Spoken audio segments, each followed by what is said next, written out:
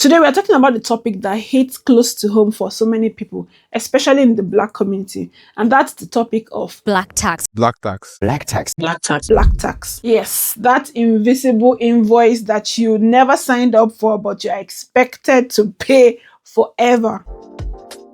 So what exactly is black tax?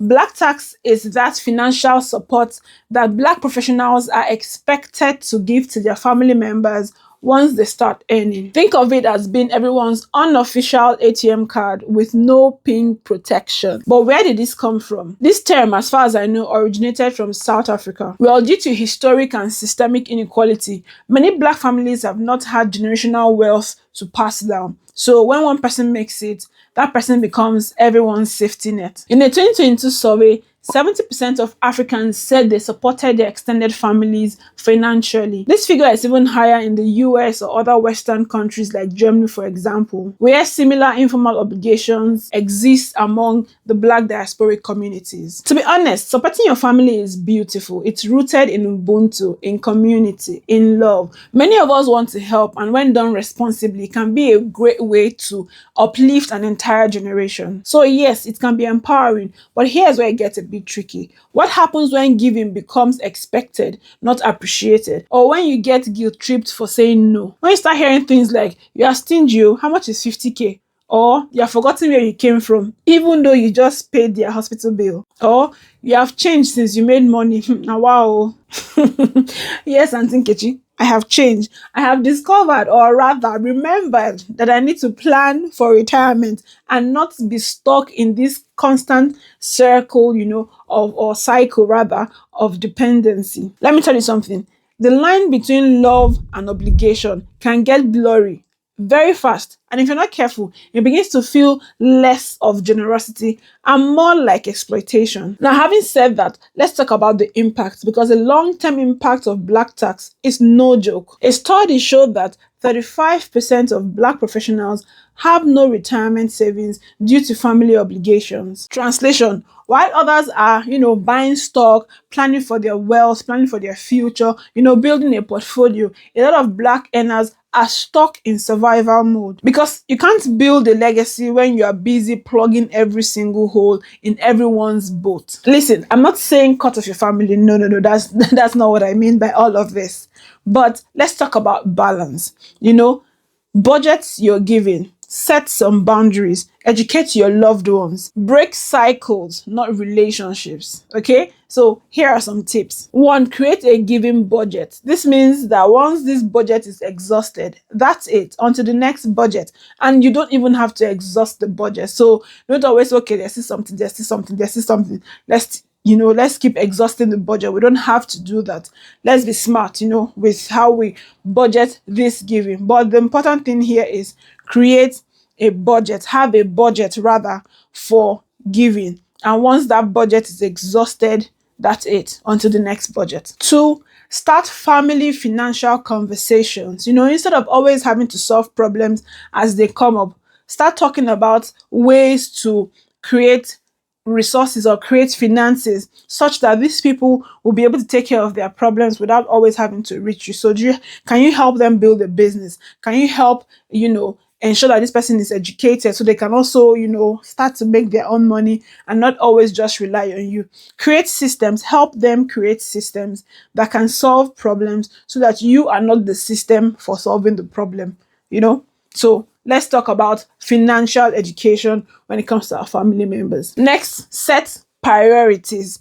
Put people in categories, Let's say, for example, your immediate family is priority 1, your extended family priority 2, your friends probably priority 3, and so on and so forth. Put people in categories such that you know which need is more important than the other in terms of maybe how they need it, or how they relate with you, or how you relate with them, or how they rank in your level of priority. So for example, if a friend of mine needs money for her mom's surgery and my cousin also needs money for her mom's surgery, putting people in priorities in classes can, help me to say, who would I rather give this money to, considering that this is the only money I have to support for this. So this is just a very it's a very tricky example, but it's just to let you know how you think about prioritizing people when you put them, in different ranks. This is just a thought anyway. The next tip is to invest in your future and not just in others. So what this means is that no matter the help that you're giving out, no matter how much you're supporting people, ensure that you already have something set aside for yourself that you're investing in or planning with for your own future. If not, you just wake up 20, 30 years from today and you find out that you have done nothing for yourself but just support family members and friends and random strangers that you know nothing of. Before you budget money for giving, also budget money for your future, for your investments, for yourself. Invest in yourself, not just in others. Next, it's okay to say no. You do not have to solve every problem. It's okay to say, no, I don't have this, or I can't support now, or I can't help you now. I'm sorry. Probably next time. It is okay. Don't feel guilty for saying no to every problem that is brought on your plate or on your table. Sometimes, especially for us who are on social media platforms like this, I receive emails from people that I don't even know them from anywhere, and they're telling me stories that I'm like, I don't know you. I'm sorry. I understand that people, are going through a lot, but you don't send a message to a random stranger you met on the internet that we've not even spoken before, and you tell me that you need money for school fees or you need money for one thing or another. From where? From where? Do you get like how? That is easy to say no to, but it's much more difficult to say no when it is someone that you relate with or your family member, or someone who you have close proximity to, who you are in close proximity to in terms of, relationship and stuff. It's difficult to say no in those situations, but you need to know when to say no. You need to be discerning in your spirit when to say no. And also know that when you say yes, forget about it. Don't think about it. Don't even say, oh, is this person tricking me? Is this person trying to deceive me, steal money from me? Or, the person is just lying. The person doesn't really have this problem.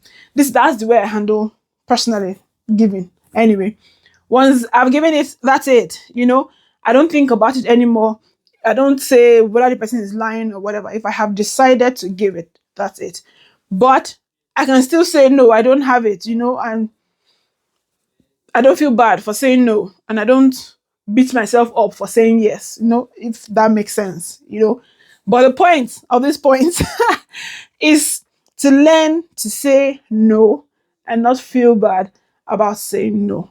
You cannot solve every single problem that comes your way. Another point, and probably the most important point, don't let your ego get in the way. Yes, sometimes we do what we do not because we want to help us. We do what we do just because we want to show off, And some people can't help themselves. They just cannot help but be a savior.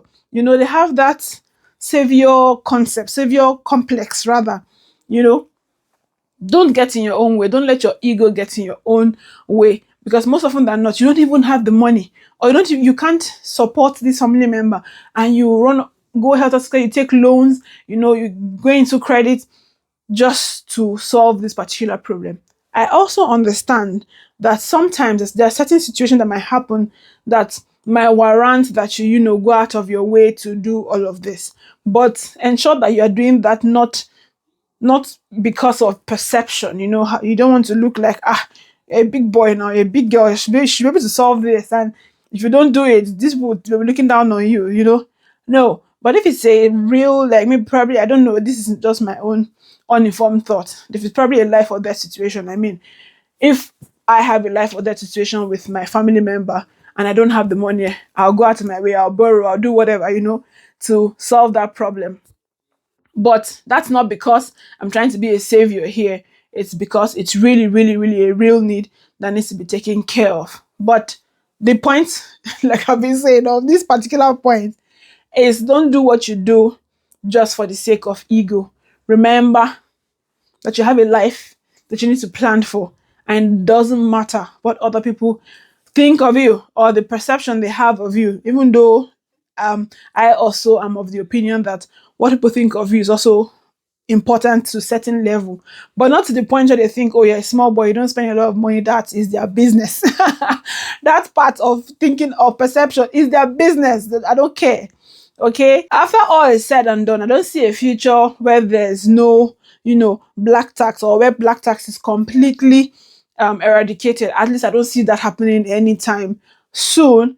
But I see a future where people are much more responsible with their demands, or with demanding, and also responsible in their giving and in the way they navigate this whole black tax situation. Let's, keep the conversation going. Let me know in the comment section what you think of black tax, what has been your experience with black tax, and let's call out this elephant in the room. Okay? Till next time, do have a fantastic, fantastic day, guys. Bye.